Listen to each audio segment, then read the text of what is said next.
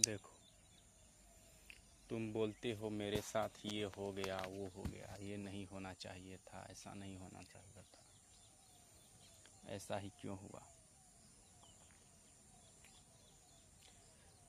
वास्तव में तुम्हारे साथ कुछ भी नहीं होता।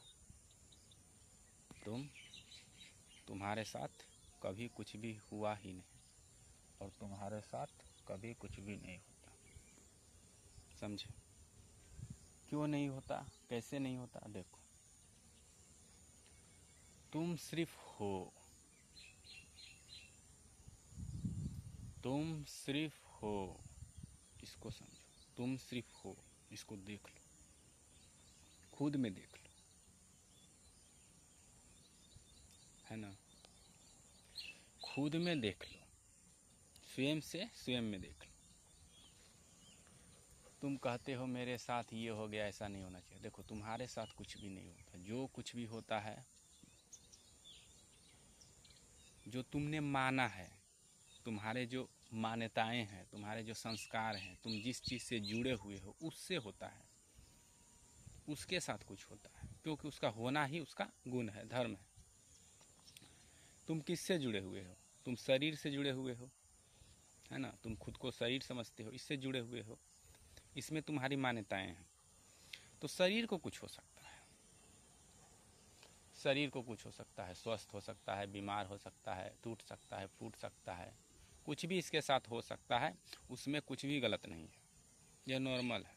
परिवर्तन प्रकृति का नियम है। गुणे गुना वर्तन्ते, गुण गुण ही आपस में बदलते रहते हैं और परिवर्तन होता रहता है। इसमें तुम्हारा कोई भी उपाय नहीं है। बस इसी पर बुद्धि मन भी अपना काम करते हैं और इसको ठीक करने की कोशिश में लगे रहते हैं। चलो, इधर बात नहीं करते। तो तुम्हारे साथ कभी न कुछ हुआ है, न हो सकता है। तुम्हारे रिश्ते हैं, रिश्ते हैं। तुमने कोई नया रिश्ता बनाया किसी के साथ, है ना?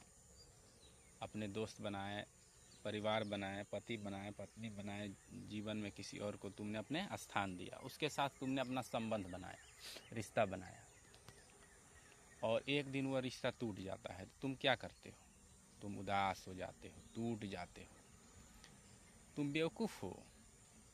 देखो, जो व्यक्ति रिश्ता बनने से पहले था और रिश्ता टूटने के बाद है, दोनों में कितना अंतर है। जिस समय तुम रिश्ता बना रहे थे, कैसे दिख रहे थे? खुशी खुशी लग रहा था, चारों तरफ फूल गिर रहे हैं, और रिश्ता टूटने के बाद लगता है चारों तरफ नरक हो गया।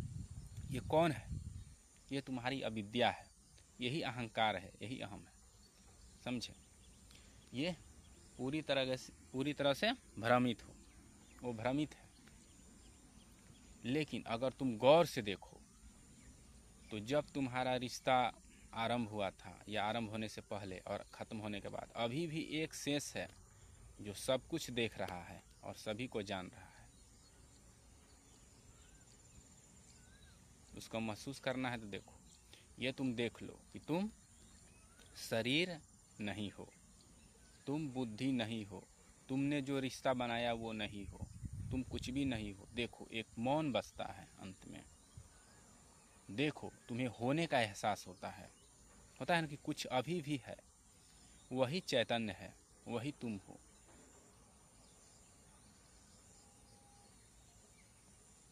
वही तुम्हारा होना है, वही तुम्हारा एहसास है, वही खूबसूरती है। अब देखो, तुम्हारा रिश्ता टूट चुका है, या कुछ छूट चुका है, या नौकरी चली गई। नौकरी होने से पहले और नौकरी होने के छूटने के बाद भी देखो, वो अभी भी है।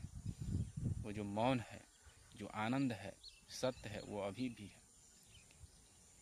तुम्हें दिखेगा लेकिन तुरंत टूट जाएगा, क्योंकि तुमने इसे देखा नहीं ना है। जीवन भर तुमने रंग बिरंग के चीज़ें देखी हैं, तुम्हारा मन देखना ही नहीं चाहता उसको, इसलिए तुम नहीं देख पा रहे। बस देखो, और इसी देखते देखते तुम उसमें खो जाओ, और ये निरंतर देखते रहना ही, और इसमें रस लेते रहना ही तुम्हारे जीवन में आनंद और सुख लगता है। न कि बाहर की वस्तु। बाहर कोई वस्तु नहीं है बाबू, बाहर सिर्फ परिवर्तन हो रहा है, गुण में गुण बदल रहे हैं, और वो भी गुण में गुण नहीं बदल रहे हैं, ऊपर जाने के बाद वो भी शून्य हो जाते हैं। अगर तुम दृष्टा हो, देख रहे हो, समझ रहे हो सभी चीज़ों को, तो अब तक तो गुण कार्य कर रहे हैं, है ना। लेकिन तुम जब दृष्टा से ऊपर चले जाते हो, समझना भी बंद कर दो, उस समय कुछ भी नहीं बचता, सिर्फ तुम ही बचते हो। गुण क्या है? गुण तुम ही हो, सब कुछ तुम नहीं हो तो कुछ भी नहीं है। स्वयं को निकाल दो, सब कुछ मिट जाता है। तो इस बात को तुम ध्यान से देख लो कि वो मौन, वो शांति, वो जो तुम हो वो सदा से हो, समय के पहले से भी थे और समय के बाद भी रहो। इस धरती पर आने से पहले भी थे और धरती से जाने के बाद भी रहो। लेकिन तुम्हारा जो होना है ये बहुत खूबसूरत है। इस जीवन में तुम्हें होना है, सिर्फ होना है, किसी भी चीज़ में शामिल नहीं होना है, क्योंकि यहाँ कुछ हो ही नहीं रहा। कुछ होता तो ना तुम शामिल होते। तो हम क्या करें? हमें निरंतर सत्संग करना है। सत्संग मतलब इसी में रहना है। सत्संग का मतलब कुछ और कथा कहानी नहीं, इसी में रहना है। किस में? यही मौन में रहना है, जो सिर्फ वही बसता है, उसी में रहना है। और इसमें रहने में जो तुम्हें बाधा डाले उससे उसको समझना है कि वो है ही नहीं। तुम्हें उस आनंद से जो निकाले, उस शून्य से, उस सत्य से, तुम्हारे होना से जो निकाले बाहर, वो उसको समझो। वही आसक्ति है, वही तुम्हारी मोह माया है, वही तुम्हारी गलत फहमियाँ हैं, और उसी के साथ तुम जुड़े हुए हो। उसके सार समझो, जो तुम्हें निकाल रहा है वो है ही नहीं, वो है ही नहीं। लेकिन इसमें इतना रस है स्वयं के होने में, उसका कोई अस्तित्व नहीं बचता, समझे। इसलिए तुम अपने होने में रहो और मस्त रहो। शरीर के साथ जो हो रहा है होने दो, प्रकृति के साथ जो हो रहा है होने दो। कुछ भी नहीं हो रहा है, सिर्फ बदल रहा है ना, सिर्फ बदल रहा है, सिर्फ बदल रहा है। गुण में गुण बदल रहे हैं, उसमें तुम नहीं हो, कहीं भी नहीं हो, तुम उसमें कहीं भी नहीं हो, समझे कि नहीं। और वो है ही नहीं तो तुम वहाँ कैसे हो गए? अगर है भी तो उसमें तुम इसी रूप में हो जैसे यहाँ हो, अभी स्वयं में हो। अगर तुम एक पत्थर में भी हो तो स्वयं में जैसे हो वैसे भी वहाँ हो, समझे। तो तुम सिर्फ होते हो, परिवर्तन स्वतः होता है, तुम्हारी उपस्थिति से सब होता है। तुम स्वयं को निकाल लो, कुछ भी नहीं होता है, न शरीर को कुछ होता है, न प्रकृति को कुछ होता है। लेकिन तुम्हारे शरीर के साथ या समाज के साथ या रिश्ते के साथ या तुम्हारी आर्थिक सामाजिक स्थिति के साथ कुछ भी होता है तो तुम तुरंत व्याकुल हो जाते हो, क्योंकि तुम हो ही नहीं अभी स्वयं। तुम अभी शरीर ही हो ना।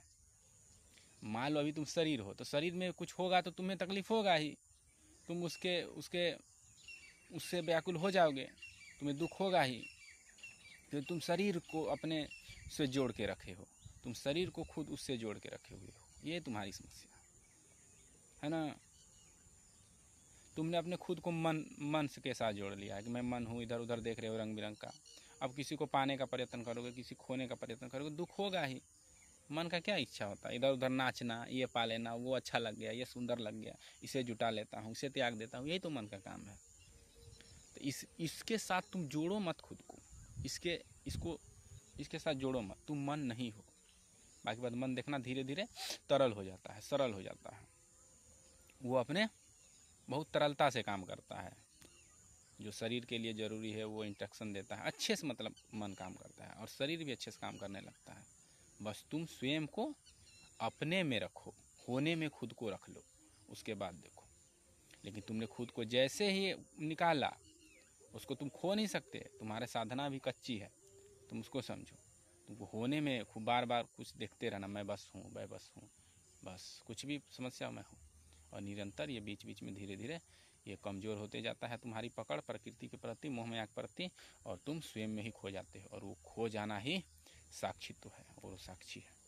और वही साक्षी जब कर्म करता है तो कृष्ण और राम की तरह कर्म होते हैं, समझे। कोई आसक्ति नहीं होती, कोई जुड़ा नहीं होती। तो तुम्हें सिर्फ होना है, जो छूट रहा है छूटने दो। हाँ, छूटेगा तो दुख होगा ही, क्योंकि प्राप्त करते समय भी बहुत खुश हुए थे बाबू।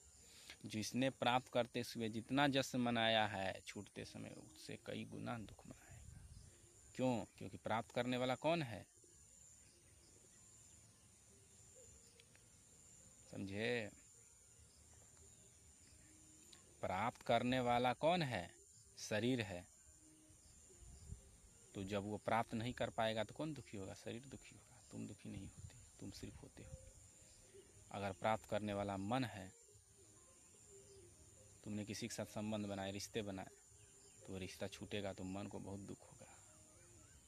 हाँ, मन को बहुत दुख होगा और वो कल्पेगा, दुखेगा। देखो कितने कितने लोग तो सुसाइड भी कर लेते हैं, लटका लेते हैं। ये सब नहीं करना चाहिए। और क्यों करते हैं? क्योंकि उनका केंद्र वो होते नहीं हैं, वो सत्य के नहीं होते, वो आत्मा नहीं होते, वो परमात्मा नहीं होते, वे शरीर होते हैं। इसलिए शरीर को नष्ट कर देते हैं वो अहंकार में, मूर्खतापूर्वक उन्हें भ्रमित हो जाते हैं। और मन भी जब तुम्हारा दुखता है, टूटता है, तो तुम्हें तकलीफ होता है। समझे कि नहीं? तो तुम इन सभी के साथ जो भी चीज़ तुम्हें दिख जाए, अनुभव में आ जाए, उसके साथ अपना जुड़ाव मत रखो, क्योंकि वो सब परिवर्तनशील है, प्रकृति है। और उसको तुमने अगर पाने का कोशिश किया तो दुख है, मिल गया तो दुख है, नहीं मिला तो दुख है, दुख ही दुख है। क्योंकि जिसने पाया उससे उसका कीमत चुकाना ही होगा। समझे? और अगर तुम उस मौन में हो, सत्य में हो, स्वयं में हो, तो तुम्हें कुछ भी पाने की और खोने की जरूरत नहीं है। स्वतः ही तुम्हारे सामने कर्म प्रकट होते जाएंगे और स्वतः ही तुम आगे बढ़ते चले जाओगे। उसमें तुम्हें न तुम पाने की कोशिश करते हो, न खोने की कोशिश करते हो, बस तुम सहज होते हो। और होने के दौरान ही सारा कर्म सुंदर होता है। वहाँ पर कोई कर्म नहीं होता। कर्म होते भी हैं तो शरीर तल पर होता है, मन के तल पर होता है। उस वहाँ पर जहाँ पर तुम होते हो, वहाँ कुछ भी नहीं होता, वहाँ सिर्फ तुम होते हो। और शरीर के कर्म, मन के कर्म, बुद्धि के कर्म, बाकी बात चित्त में अनंत वृत्तियाँ होती हैं, लेकिन मन, बुद्धि, अहंकार ये सब पता है। तो इस तरह से तुम समझ सकते हो। और तुम्हारे शरीर पर भी बहुत सारे छाप होते हैं। तो ये जो है मुख्य चीज़ें हैं, ये अपने सही जगह पर आ जाते हैं, ये सही जगह पर आ जाते हैं और ये सहज रूप से कर्म करते हैं। और ये भी आनंदित हो जाते हैं। तुम्हारा मन भी खुश रहेगा, तुम्हारा शरीर भी खुश रहेगा और सब खुश रहेगा और तुम वहाँ भी खुश रहोगे। हाँ, लेकिन तुम्हारा संरचना को बिगाड़ दिया गया है संस्कारों द्वारा और वृत्तियों द्वारा। वृत्ति मतलब जो शरीर के साथ आ रहा है, पत्थर से लेकर अभी तक का यात्रा है ना, शून्य से लेकर शून्य, ऐसे सब कुछ तो शून्य से ही आया है। तो वहाँ से निकल कर जो यहाँ तक आया हुआ है, ये परंपरा में जो बदला हुआ है माया लोक में, और इसके दौरान जो तुम्हारा शरीर बना है उसका जो रिकॉर्ड है वो तुम्हारे शरीर के अंदर है ना। और जो तुम हो, तुम्हें जो समाज ने जन्म के बाद से संस्कारित कर दिया है वो भी है, बताया है। तो इसी कारण तुम उसके साथ तादाद में जुड़ाव नहीं कर पाते हो और बार बार बाहर निकल जाते हो। और बार बार बाहर न निकलना और निकलते भी हो तो देख लेना स्पष्ट रूप से, फिर वापस अपने स्वरूप में चले जाना, वापस आनंदित हो जाना, उसी में रहना। और ये होते रहना ही सत्संग है और जीवन का तुम्हारे एकमात्र उद्देश्य है। अगर तुम वहाँ स्थित नहीं हो तो तुम संसार में कुछ भी करो गलत ही है, पाप ही है। समझे? चलो।